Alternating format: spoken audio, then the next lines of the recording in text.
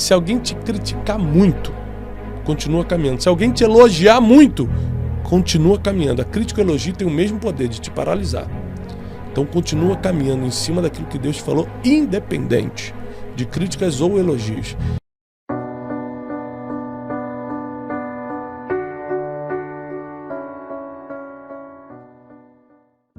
Quando eu percebi que eu estava perdendo tudo, na época eu não tinha esse discernimento, eu falei, o que eu fiz? Eu comecei a duvidar de Deus. Deus não existe. Como é que eu tô perdendo tudo de um dia pro outro? Aí os amigos começaram a desaparecer. Eu basicamente fui expulso de quase todos os lugares que eu frequentava, até a própria igreja que eu frequentava na época. Nossa. Né? Foi uma coisa muito estranha. Comecei a ser caluniado, perseguido, processado. Tive que ir a mais de 40 audiências. Eu nunca na minha vida tinha entrado no tribunal, mais de 40 audiências. E era muita injustiça, muita coisa. Aí eu queimei todo o patrimônio que eu tinha construído até ali e tive que recomeçar do menos zero. Então, isso você tinha quantos anos? Eu tinha 30 anos, 32 anos. Olha aí, gente. 32 anos. E tem um monte de gente achando que tá velha pra começar alguma coisa, pra fazer alguma coisa. O Thiago Brunet, que as pessoas conhecem, pelo menos que algumas pessoas conhecem, ele começou dos 33 por 34 anos. Olha só. Antes dos 33, 34 anos, eu não tinha ideia do meu propósito. Eu vivia sobrevivendo. Eu vou ali, vou fazer o que... Atenção, Brasil! Atenção para este momento! Porque é tão importante você falar isso, sabe, Thiago? Porque as pessoas olham o feed do Instagram, os livros não tem vendidos, ideia do processo. Não tem ideia do processo, não tem ideia do que passou, sabe? E muita gente fala, não, porque eu tô velha. Cara, com 33 anos, como ele começou a entender, sabe? Então você que tá aí, para de achar que você é velho, vai atrás, vai se conhecer, vai buscar do Senhor e cria vergonha na cara. E aí, ali eu fiquei 9 meses trancado em casa, depressivo, imagina, e tal. Tive que entregar tudo, fui morar de aluguel num lugar muito vergonhoso pra gente. Não podia nem receber ninguém em casa. E a gente só chorava. Eu e minha esposa, a gente só chorava sem saber o que estava acontecendo. Eu lembro que eu tinha um amigo, que é muito meu amigo até hoje, que ia lá em casa, tipo 5 horas da tarde, levava 2 pãezinhos franceses, a gente fazia um café. Meu Deus! Eu tô falando de 6 anos, 7 anos atrás, 6 anos atrás. Chocante.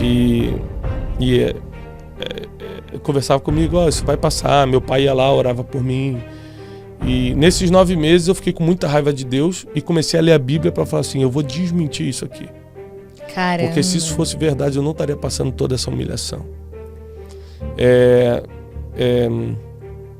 E aí eu comecei a ler a Bíblia com raiva, sabe? Frustrado com Deus, eu falei, eu vou provar que isso é mentira. E cada vez que eu li a Bíblia, e eu lia assim muito, não tinha nada para fazer, né? Ficou 9 meses. Eu lia muitos capítulos por dia.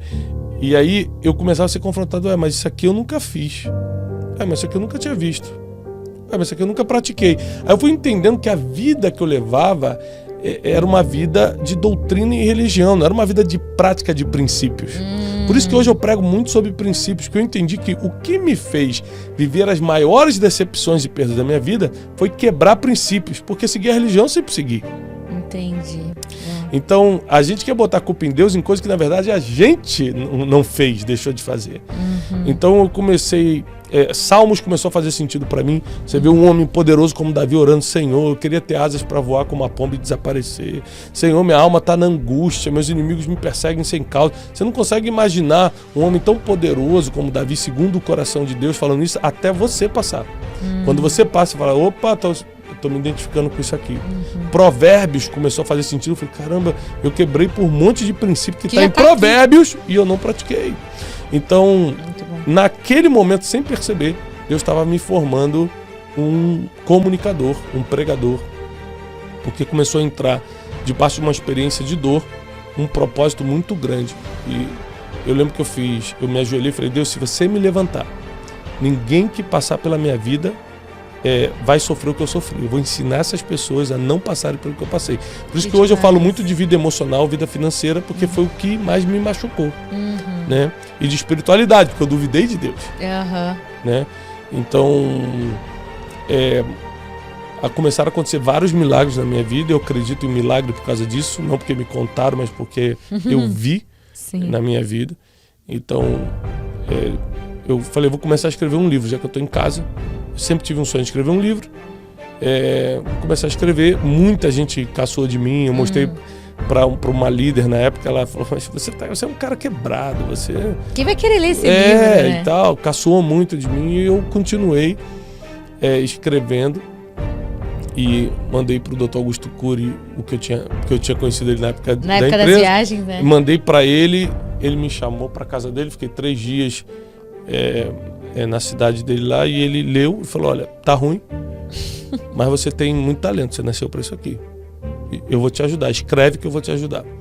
Eu escrevi, ele fez a indicação de contracapa do livro, me ajudou a construir a ideia de escritor que eu sou hoje. Lancei, e quando eu estava escrevendo o livro, duro, sem assim, condições nenhuma, eu recebi uma ligação de uma pessoa que eu nunca tinha visto na vida, de uma cidade que eu nunca tinha ouvido falar, e falou, olha, sabendo que você está escrevendo um livro de desenvolvimento pessoal, mas é com princípio bíblico, né? Eu falei, quem te deu o meu telefone? Foi o fulano, ele falou o nome de um cara que eu conhecia. Aí ele falou assim, você tem como entregar aqui 600 livros? Eu falei, mas eu estou escrevendo ainda. Você apressa, porque eu vou depositar já na sua conta. Aí foi tipo assim, 20 mil reais. Imagina, tipo, eu quebrado. Assim? E eu falei assim, Deus existe. Deus existe. Agora, uma coisa que é importante lembrar.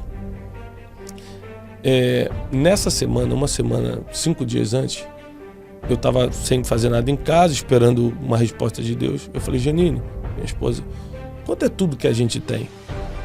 Aí ela falou assim, tudo que a gente tem é 100 reais. A gente ficou basicamente 9 meses comendo miojo. E eu sempre falo isso, que um dia eu vou escrever um livro chamado Um Miojo para Dois, que é a história dos 9 meses, eu e minha Janine, minha esposa, em casa. Caramba. E ela falou, tem 100 reais, que é pra gente comer alguma coisa e tal. Eu falei, me dá 100 reais que eu peguei. Eu lembro que era 2 horas da tarde, um calor, eu morava no Rio de Janeiro. Eu fui andando pela rua e a primeira igreja que eu vi aberta eu entrei. Tem pouquíssimas igrejas abertas para quem realmente está desesperado, tá? Porque não tem hora para você querer se matar, não tem hora para você estar em depressão e tal. Então, eu entrei numa igreja que estava aberta, tinha 7, 8 pessoas. E o pastor que estava falando falou assim, eu fui criado na igreja, mas eu entrei na igreja com raiva, com 100 reais no bolso. O pastor que estava falando assim, olha, eu entrei na hora da oferta. Nossa. Ele falou, talvez tudo que você tenha seja 100 reais. Aí eu falei assim, cara, esse cara não vai conseguir me enganar. Eu sou nascido na igreja, já conheço tudo isso. Esses 100 reais é tudo que eu tenho. Aí ele falou assim, mas eu tenho certeza que você não quer trazer, porque você acha que vai perder. Por que você, de uma vez por todas, não desacredita a Deus? Dá o dinheiro e fala assim, se Deus não fizer nada, a partir de hoje eu não acredito mais. Eu falei, tudo que eu preciso. Eu tava doido pra desacreditar. Você tava doido pra provar, né? Eu falei, tá bom, é isso mesmo. Ele tava pregando, mas eu tava, pra mim, né? Peguei os 100 reais e levei. Aí ele pegou minha mão. Falou assim, daqui a 1 semana você vai voltar pra dar o seu testemunho. Aí eu falei assim, tá bom. Nossa, que revelação do Espírito. 5 dias depois eu recebi essa ligação, comprando 600 livros que eu nem tinha escrito, acabei de escrever rápido. Ele depositou na minha conta 1 dia depois, sem eu ter entregue os livros. E eu falei, era o grande sinal.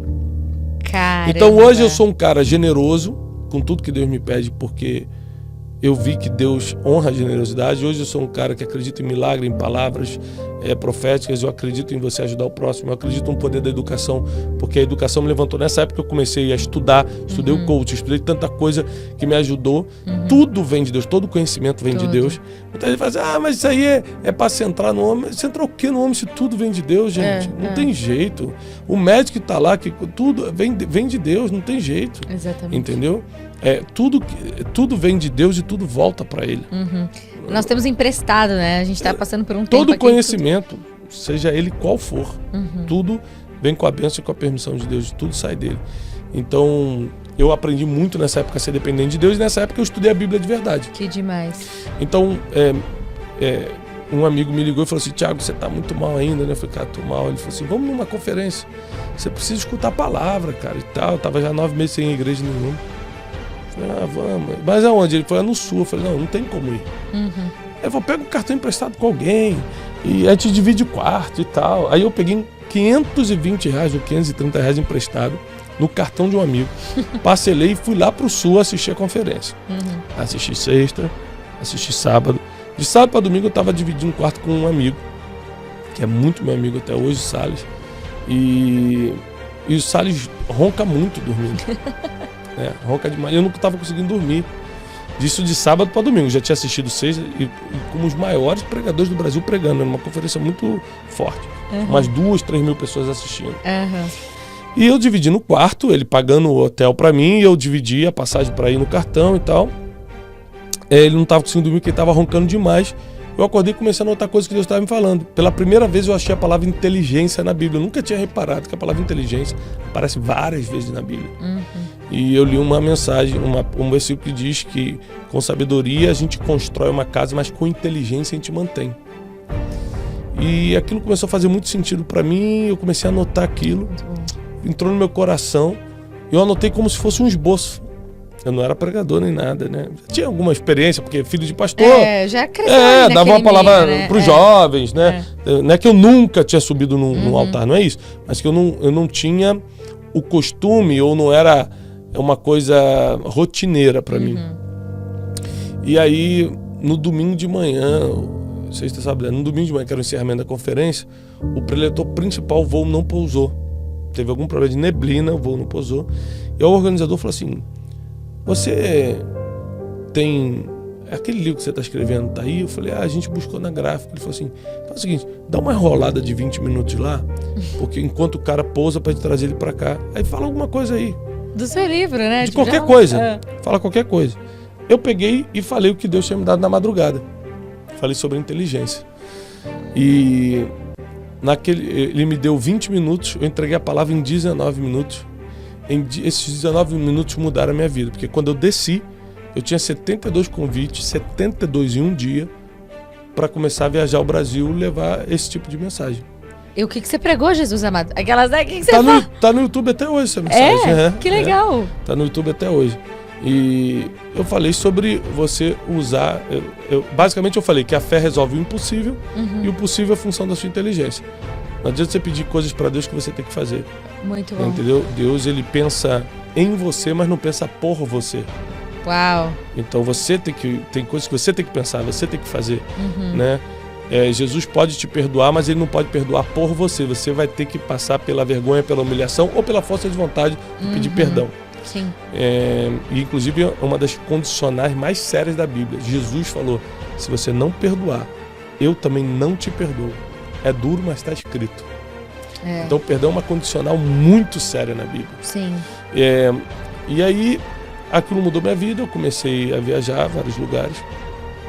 Que demais. E aí, com esse livrinho, debaixo do braço do Janine, o Janine ficava no telefone atendendo as chamadas do Brasil todo, e falou: ele pode levar os livros? Pode. Eu falei: Thiago, aqui é 100 livros, botava na mala e não sei o quê.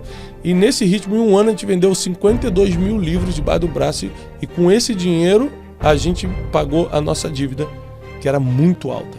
Imagina.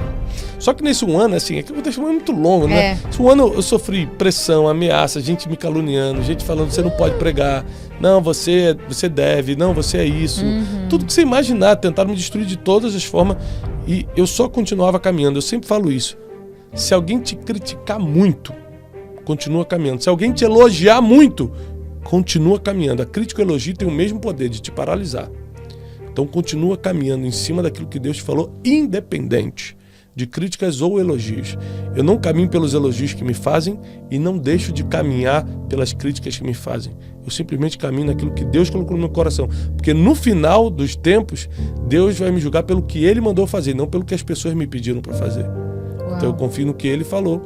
E a gente, passo a passo, foi crescendo, ajudando pessoas até chegar até aqui.